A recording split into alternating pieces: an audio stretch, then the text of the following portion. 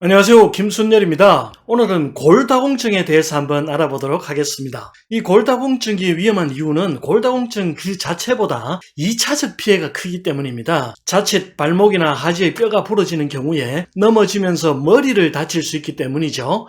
골다공증은 퇴행성 질환입니다. 거의 완치가 되지 않죠. 연세가 많은 어르신들의 경우에는 뼈에서 칼슘이 빠져나가서 점점 뼈가 약해지는 것의 속도를 조금 낮춰줄 수 있을 뿐이죠. 그래서 조금이라도 젊을 때 골 밀도를 조금이라도 더 높여놓아야 합니다. 골다공증의 또 다른 무서운 점은 평소에 증상이 없다는 것인데요. 어느 순간 뼈가 부러지고 난 후에야 증상이 나타나기 때문에 침묵의 질환, 소리 없는 도둑이라고 불리는 거죠. 그래서 오늘 이 골다공증에 대해서 미리 철저히 알아보고 대비하고 관리하는 방법 알아보도록 하겠습니다.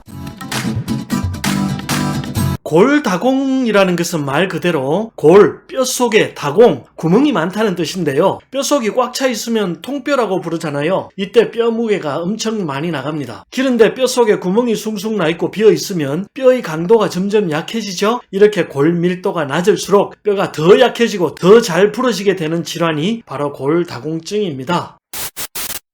사람의 뼈는 살아있는 조직입니다. 인체가 살아가는 환경 변화에 대응하기 위해서 낡은 뼈를 제거하는 것을 골 흡수라고 하고 새로운 뼈를 만드는 것을 골 형성이라고 합니다. 이 두 가지 과정을 반복하는 것을 뼈의 재형성이라고 하고요. 뼈의 재형성은 뼈 형태와 밀도에 영향을 미치는데요. 이런 이유에 의해서 새로운 뼈가 형성되는 속도가 뼈가 분해되는 속도보다 느리거나 분해되는 뼈의 양이 과도하게 많을 경우에 골 밀도가 감소합니다. 이렇게 뼈가 지속적으로 녹아 없어지고 밀도가 낮아져서 신체에 필요한 적절한 양의 뼈 형성을 유지할 수 없을 때 골다공증이라고 하는 거죠. 그런데 말입니다. 골다공증은 또 1차성 골다공증과 2차성 골다공증으로 분류할 수 있습니다. 1차성 골다공증은 노화에 의해서 자연적으로 발생하는 노인성 골다공증과 폐경 여성에게 발생하는 폐경 후 골다공증이 대표적입니다. 나이가 들면 피부, 간, 신장에서 만들어지는 활성 비타민 D가 감소하게 되는데요. 참고로 비타민 D는 장에서 칼슘의 흡수를 증가시키고 신장에서 칼슘의 배출을 감소시켜서 체내 칼슘을 보존하는 작용을 합니다. 또 뼈 분해를 막아서 골다공증을 예방하는 효과가 있죠. 사람이 나이가 들면 이러한 비타민 D가 감소하게 되면서 뼈 형성이 늦어지고 골다공증에 걸리기 쉽게 됩니다. 또 여성의 경우에는 여성 호르몬인 에스트로겐이 골 밀도를 유지시켜주죠. 그런데 생리가 끊어지는 폐경이 오면 뼈를 보호해주는 에스트로겐의 분비량이 감소하면서 뼈가 약해지고 골다공증에 걸리기 쉬워지는 겁니다. 2차성 골다공증은 기저질환의 합병증이나 약물 부작용 때문에 발생합니다. 당뇨병, 갑상선 기능 항진증, 성호르몬 결핍, 위장질환 같은 소화기 질환, 류마티스 관절염, 암, 장기 이식 등으로 인해서 칼슘 섭취량이 적어지거나 칼슘을 먹더라도 흡수가 제대로 안 되는 경우에 골다공증이 발생합니다. 또 약물 섭취가 골다공증을 유발할 수 있는데요. 약물 중에는 스테로이드 제제가 골다공증을 유발합니다. 스테로이드 제제는 면역력을 약화시키고 골다공증을 유발하는 대표적 약제죠. 관절염이 있을 때 가장 많이 처방되는 약제가 결국에는 골다공증을 유발한다고 하니까요. 조심하시는 것이 좋습니다. 또 항경련제, 갑상선 호르몬 제제, 항암제, 이뇨제 등과 같은 약물의 섭취가 부작용으로 골다공증을 유발할 수 있습니다. 복용 시에 항상 주의를 요하는데요. 장기 복용 시에는 꼭 주치의 선생님과 상의하시기를 권합니다. 그 외에도 영양실조가 골다공증 발병과 크게 관련이 있습니다. 고혈압과 당뇨가 있으신 분들이 식사 제한을 하면서 나타나는 경우인데요. 고혈압 때문에 육식도 끊고 당뇨 때문에 탄수화물도 끊고 저염식을 하게 되면서 골다공증이 발생합니다. 모든 질환이 똑같지만 영양 섭취는 반드시 골고루 적당량 하시는 것이 질병을 예방하는 최우선 조건입니다. 또 유전적인 요인도 있습니다. 어머니나 자매가 골다공증이 있을 경우에 골다공증이 발병할 가능성이 높습니다.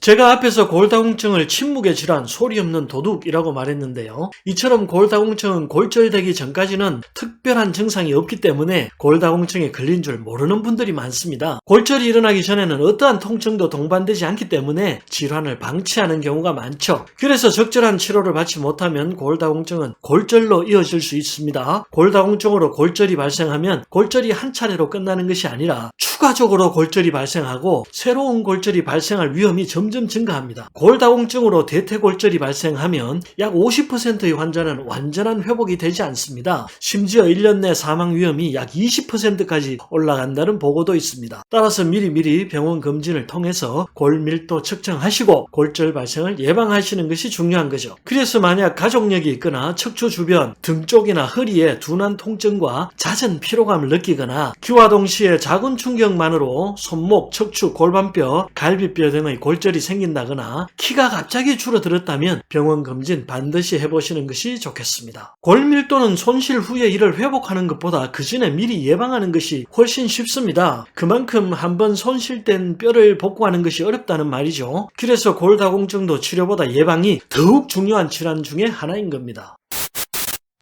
지금부터 골다공증을 예방하는 골다공증에 좋은 음식 한번 알아볼까요? 골다공증을 예방하기 위해서 가장 중요한 영양분은 칼슘과 비타민 D입니다. 칼슘과 비타민 D가 뼈를 생성하고 강하게 하는데 필수적이기 때문이죠. 또 앞서 말씀드렸듯이 비타민 D는 칼슘이 몸에 제대로 흡수되도록 돕습니다. 칼슘이 풍부한 음식은 우유와 요거트, 치즈와 같은 유제품이 있고요. 귀외에 뱅어포, 멸치, 연어, 등푸른 생선 등이 있죠. 또 브로콜리, 케일 같은 야채도 좋고요. 미역과 마카다미아 같은 견과류도 칼슘 함량이 높습니다. 그리고 비타민 D 함량이 높은 음식으로는 표고버섯, 두부, 달걀 등이 있습니다. 비타민 D는 음식보다 햇빛을 자주 보는 것이 더 중요하죠. 햇빛 좋은 양지 자주 찾아다니시면 좋습니다. 골다공증을 예방하는 음식 중에 상추가 있는데요. 상추 속에는 칼슘뿐만 아니라 여러가지 비타민, 철, 엽산 등도 풍부합니다. 상추 100g에는 칼슘 40mg, 비타민 A 1040μg, 비타민 K는 200μg이 들어있는데요. 상추 속에 풍부한 비타민 A가 칼슘의 흡수율을 높여주기 때문에 골다공증을 예방하는 데 큰 도움을 주죠. 비타민 K가 뼈에 칼슘이 모이는 것을 도와주고 소변으로 배출되는 것을 억제해 줍니다. 홍화씨도 골다공증을 예방하기 위해서 많이 복용하는 식품이죠. 홍화씨 속에는 칼슘, 마그네슘, 칼륨이 풍부해서 뼈를 강화하는 것은 물론 관절염, 요통에도 효과가 있습니다. 특히 유기백금이라는 성분이 부서진 뼈를 이어주고 튼튼하게 하는 기능이 있죠. 그래서 골절 환자분들이 뼈가 빨리 붙게 하려고 많이 복용합니다. 홍화씨 속에 함유된 마타이레시놀 같은 폴리페놀 성분이 뼈를 형성하고 분화를 촉진해서 골다공증을 예방하는 효과가 있다고 합니다. 부산대학교 구강생물공학연구소의 보고에 따르면 골다공증과 골감소증 환자에게 홍화씨 추출물을 매일 1년간 제공한 결과 투여 1년 뒤에 골밀도가 31%까지 증가했다고 합니다. 상추와 홍화씨 많이 드시면 골다공증에 큰 도움이 될 것입니다.